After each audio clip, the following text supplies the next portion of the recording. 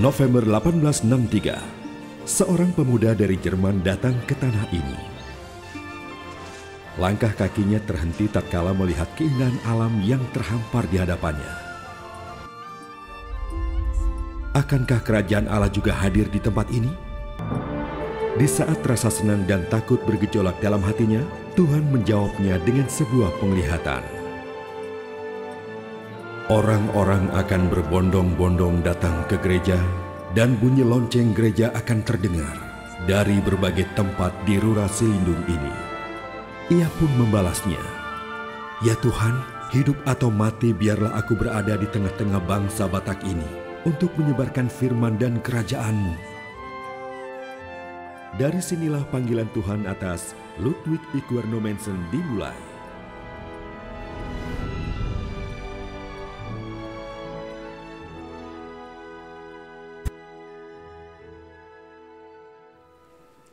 Kasih karunia dan damai sejahtera dari Allah Bapa kita dan dari anaknya Tuhan Yesus Kristus menyertai kamu sekalian.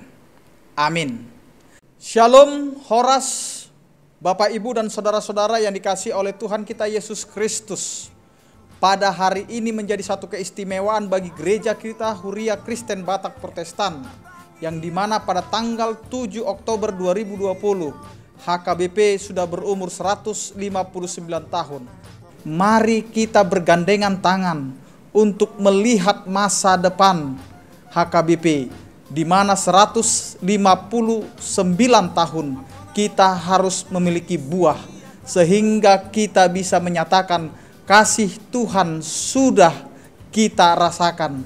Sebagai moto HKBP, HKBP harus menjadi berkat bagi dunia. Karena itu, jadikanlah diri kita berkat bagi keluarga kita, bagi orang-orang di sekitar kita. Jangan pernah lelah untuk melayani Tuhan, karena hidup kita adalah anugerah. Selamat ulang tahun HKBP yang ke-159. Tetap berbuah walaupun di tengah-tengah tantangan dunia. Amin. Bapak, Ibu, dan saudara-saudara yang dikasihi oleh Tuhan kita Yesus Kristus, firman Tuhan yang menyapa kita pada hari ini tertulis di dalam Lukas 13 ayat yang ke-8. Demikianlah dikatakan, jawab orang itu, "Tuan, biarkanlah dia tumbuh tahun ini lagi. Aku akan mencangkul tanah sekelilingnya dan memberi pupuk kepadanya." Demikian firman Tuhan. Bapak, Ibu, dan saudara-saudara yang dikasihi oleh Tuhan kita Yesus Kristus, kita diberikan waktu untuk bertumbuh. Tidak jarang begitu peduli untuk mengurusi hidup orang lain. Banyak orang hanya melihat bagaimana cara hidup orang lain. Sehingga dalam setiap peristiwa yang dialami seseorang, selalu ada saja komentar, selalu ada saja kritikan, selalu ada saja omongan orang lain yang muncul. Yang biasanya tidak pernah absen adalah komentar miring atau komentar yang negatif. Entah orang yang mengalami keberhasilan atau orang yang mengalami kegagalan. Orang yang mengalami kegembiraan atau orang yang mengalami kesedihan. Ada saja komentar negatif yang dilontarkan oleh orang lain. Sehingga inilah yang membuat Yesus mengkritik kebiasaan buruk tersebut dan mengingatkan, jikalau kamu tidak bertobat, kamu akan binasa dengan cara demikian. Ini teguran yang diberikan oleh Yesus. Setiap orang bertanggung jawab atas segala perkembangan dirinya. Bagaikan pohon ara dalam perumpamaan Yesus, ada saatnya setiap pohon dinantikan buahnya dan dinilai berdasarkan perkembangan apa yang sudah dihasilkan. Ketika orang hanya sibuk mengurusi hidup orang lain, bagaimana ia bisa punya waktu untuk perkembangan dirinya? Bapak, Ibu, dan saudara-saudara yang dikasihi oleh Tuhan kita Yesus Kristus, Oleh karena itu, mulailah kita merenungkan, di mana dalam nas kita hari ini kita diingatkan bahwa setiap pribadi hendaknya bertumbuh ke arah Kristus, bertumbuh dan berpusat kepada Kristus. Di dalam Kristus kita bisa mencapai kesatuan iman, kita bisa mencapai pengetahuan yang benar dan dewasa, sehingga tidak mudah diombang-ambingkan oleh zaman dan segala kesulitan yang menjadi tantangan kehidupan setiap orang percaya. Tetaplah setia kepada Tuhan dan menjadi umat Tuhan yang berbuah. Bapak, Ibu, dan saudara-saudara yang dikasihi oleh Tuhan kita Yesus Kristus, mari kita renungkan dalam kehidupan kita. Apakah kita sudah berbuah saat ini? Apakah kita sudah memberikan buah yang disukai oleh Tuhan kita? Atau kita tidak berbuah sama sekali? Sehingga kehidupan kita hanyalah menjadi pajangan, hanyalah indah dipandang tetapi tidak bisa dinikmati buahnya.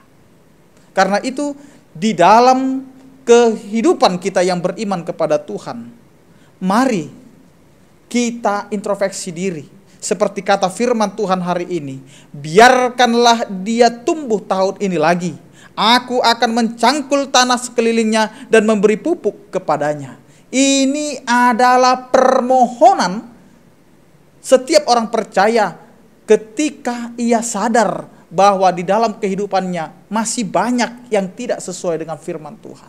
Kita harus memohon kepada Tuhan akan pertumbuhan. Bukan tidak ada tangan Tuhan untuk menolong kita.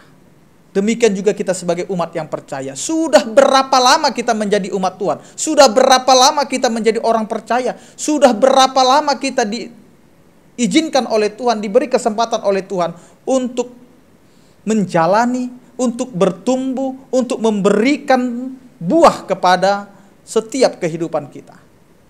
Sekarang pertanyaannya, apakah kita sudah benar-benar menyatakan buah dari iman kita, buah dari kepercayaan kita, buah dari kesetiaan kita kepada Tuhan? Jangan-jangan kita seperti firman Tuhan ini memohon karena kita tidak memiliki buah. Karena itu, mari kita segarkan kembali kehidupan keimanan kita. Mari kita segarkan kembali kehidupan kita. Apakah kita beriman kepada Tuhan tetapi tetap melakukan dosa?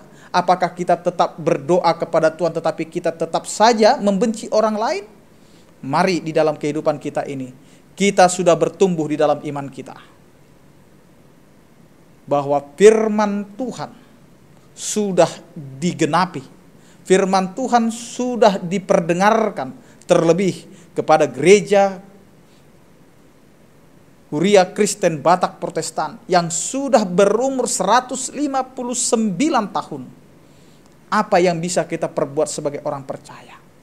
Jadilah pelaku firman, jadilah orang-orang yang terpanggil untuk menjadi berkat bagi dunia. Amin, kita berdoa. Terima kasih Tuhan untuk hari ini. Engkau menyatakan kasih setiamu, sehingga kami mengerti dan tahu sebenarnya di dalam kehidupan kami sering menjadi orang percaya yang hanya mampu berkata-kata tetapi tidak mampu untuk melakukan perbuatan yang sesuai dengan kehendak-Mu. Karena itu Tuhan, kami memohon kepadamu, biarlah kami tumbuh tahun ini, dan biarlah kami Tuhan menjadi orang-orang yang akan dibenahi, yang akan disegarkan kembali untuk menjadi orang percaya yang takut akan Engkau. Ya Tuhan, untuk gerejamu Huria Kristen Batak Protestan yang pada saat ini berulang tahun mengingat kembali bagaimana firman-Mu Tuhan nyata di tengah-tengah gerejamu Huria Kristen Batak Protestan 159 tahun yang lalu. Engkau utus misionaris untuk menyebarkan firman-Mu. Terima kasih Tuhan untuk pernyataan dan kasih setiamu kepada kami. Melalui misionaris-misionaris yang tidak bisa kami sebutkan namanya, yang hanya kami kenal di mana Engkau telah mengutus Pendeta I.L. Nomensen menjadi pelopor berdirinya dan memimpin di mana gereja Kristen Batak Protestan ini menjadi gereja suku terbesar. Ya Tuhan, terima kasih untuk para tokoh-tokoh yang telah Engkau panggil ke hadapan-Mu, yaitu Pendeta Hein, Klemmer, Bet dan Van Assel, yang menjadi salah satu ciri terbentuknya gereja Kristen, Huria Kristen Batak Protestan. Karena itu Tuhan, sebagai penerus dan juga umat pilihan-Mu, kiranya Engkau memberkati kami. Walaupun pada saat ini kami menghadapi begitu besar tantangan yang akan kami hadapi Tuhan. Sebagai jemaat-Mu, sebagai majelis atau sebagai full timer, pendeta, guru huria, bibilfro, diakones, evangelis, dan juga para sintua, baik itu juga parhalado non partohonan. Kiranya kasih setia-Mu Tuhan yang menyertai kami semua, sehingga kami semakin merenungkan begitu besar kasih-Mu untuk kami umat-Mu. Terima kasih Tuhan, dengarkanlah doa dan permohonan kami. Hanya di dalam nama anak-Mu Tuhan Yesus Kristus kami berdoa dan mengucap syukur. Anugerah Tuhan kita Yesus Kristus, kasih setia daripada Allah Bapa dan persekutuan Roh Kudus, itulah yang menyertai kamu sekalian. Amin. Selamat beraktivitas, tetap menjadi berkat bagi dunia. Jangan lupa tetap pakai masker, tetap cuci tangan, dan tetaplah jaga jarak. Tuhan Yesus memberkati. Horas.